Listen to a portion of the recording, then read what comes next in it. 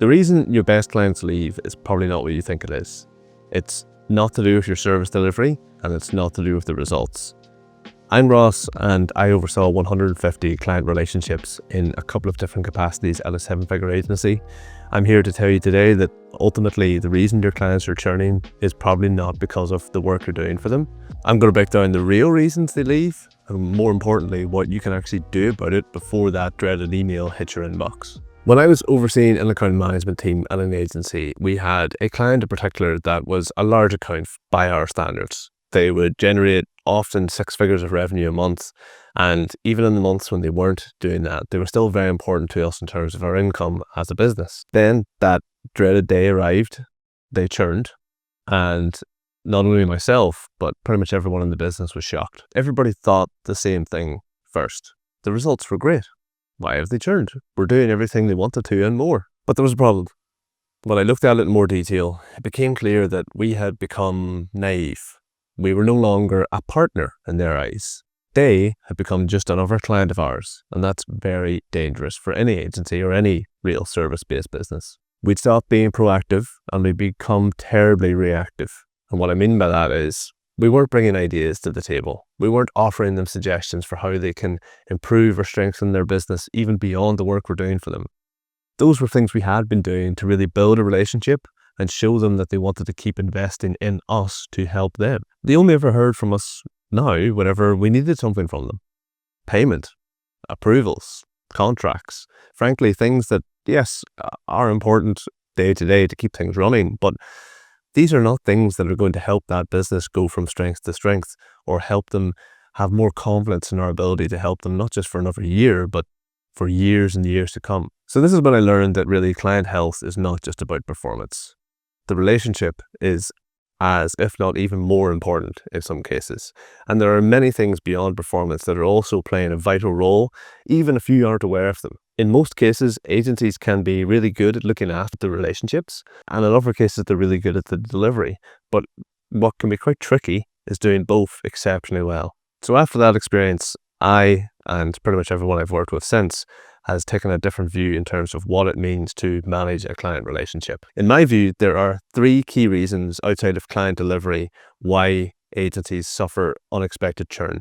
So let's dig into these and I'll take you through what they are and what you can actually do about it to hopefully decrease the churn you might experience in the future because of these things.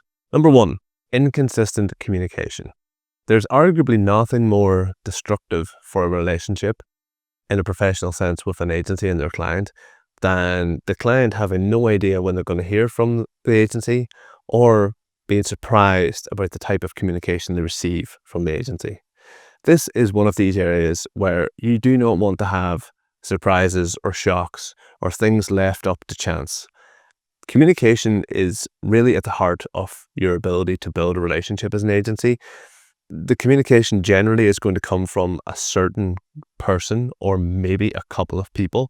So it's really on those people who are definitely great communicators to make sure that whatever it is they're sending to the client or asking off the client is done in the same way every week, every month. Okay, I'm not saying leave the small talk to the side. I'm not saying don't let your personality shine through as a human, but the structured communication element to this partnership that you have is really, really important. So there's a time and a place for building rapport, and there's a time and a place for making sure you're actually showing a genuine interest in caring about the person that is at your client's business. But we want to have a layer of predictability first and foremost. So what does that look like? Typically, at most agencies I work with, or even the agency I was part of, there are different forms of communication that serve different purposes or different needs. And generally speaking, there are 2 ways to look at this. 1, a value add or part of your service delivery that helps the business that you're working with strengthen or grow or do things better. 2 is a request. So something you need as an agency to make sure you're doing your job for that client really well. Beyond that, then there's almost this preference element, I suppose. You're going to have a preferred method for certain types of communication. For example, if you have to request something that's quite administrative, do you really need to speak to the client to get that from them? No. It's maybe something you can receive as part of your onboarding pack, or maybe something you can receive on a monthly basis on the same day every month. Is it something that the client can set up an automation to send you at certain points in the month? Or is it something that they manually need to execute on so that you can maybe do the next step in your process to fulfill the work? It's going to vary, but what shouldn't vary is how you do it every week, every day, every month, whatever it is with that client. So understanding what you need and what you want to give the client is really, really important. Even more important is then how you follow through on that. Another really common situation here is how the agency communicates with clients in terms of progress or updates or strategic conversations. And that's going to vary from client to client and agency to agency. But for this specific client, it shouldn't really vary too much, if not at all, because fundamentally what we want to instill here is a layer of confidence that that client just knows exactly what they're getting from you and when, and what they'll need to do for you and what they are going to get from you to enable them to maybe even do things on their side. So if there's a first step to all of this, I think it is fundamentally understanding what you need from any client. I think secondly, it is understanding what is likely to give them an additional layer of value or an additional chance to benefit from your expertise. And then 3, it is absolutely putting in place a structure, and that is something that should be laid out very clearly from the get-go. Part of your onboarding might mean that you have to communicate more regularly with the client for the first 30 to 60 days. And again, that's perfectly acceptable. But once you get into your typical monthly cadence, the client will know, I'm going to speak with Ross at the agency XYZ every Tuesday, or I'm going to receive an email from John at agency XYZ every Friday afternoon at 1 p.m. and it's going to include these 3 things, and I'll probably need to action this one thing. So it gives the client complete clarity in terms of what they need to do for you so that you can do the work for them to as high a standard as possible. Number 2 then is only reaching out whenever you need something from the client. So to the first point about communication, a key element of that is understanding what you need from the client. And the other side to it is what you can offer them in terms of value to help them actually succeed in general. Specifically in terms of what you need from them, I think it's fair to assume that in most cases, when you start working with a business, they will respect the fact that you can't do everything for them 100%. You're going to need something from them, whether it's approvals, whether it is access, whether it is information or content, depending on the service. It's just important to be super clear before they even commit to working with you what they need to do for you and exactly what you're going to do for them. If there's any ambiguity around that or uncertainty, it just breeds confusion down the line, and it ultimately, guess what, results in a higher chance of churn. So the aim is to be thinking value first in terms of communication, but let's not pretend there will be important things that you need from the client. They will understand that. The only thing we want to avoid here is really overcomplicating it so that it confuses the client. Confusion, again, is as bad as underperformance, if not worse. And truthfully, this is one thing that is entirely in the agency's control. With performance, for example, maybe the agency does everything they want to and the performance doesn't work out. But with communication, the agency knows exactly what it needs to do and how it should do it. And really, if it's not up to scratch, it's on them. Number 3 then is avoiding tough conversations with your clients. Now, this might seem like an obvious one, but you would be amazed, and again, shock horror comes back to communication, how often agencies don't have the conversation around underperformance soon enough to actually enable them to then have a frank and truthful back and forth with a client about what they can do about it. The aim here is to create a culture or create a relationship based on radical honesty.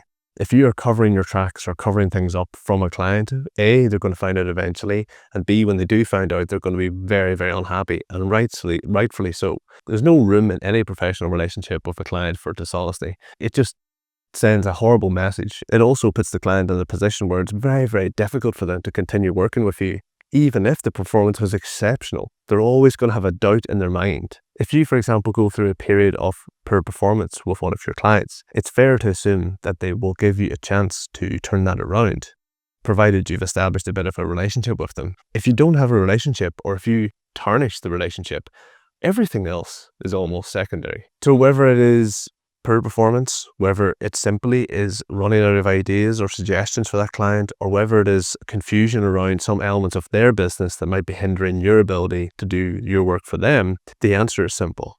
be honest, be upfront, and bring it up as soon as you can. Do not wait to have this conversation next month and hope that something changes. That's not a strategy.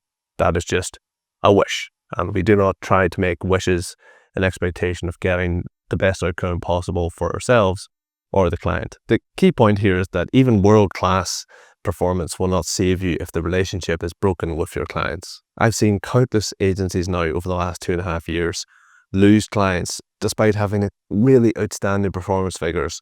I've also seen clients part ways with agencies after 3, 4, 5 years because the relationship had become transactional.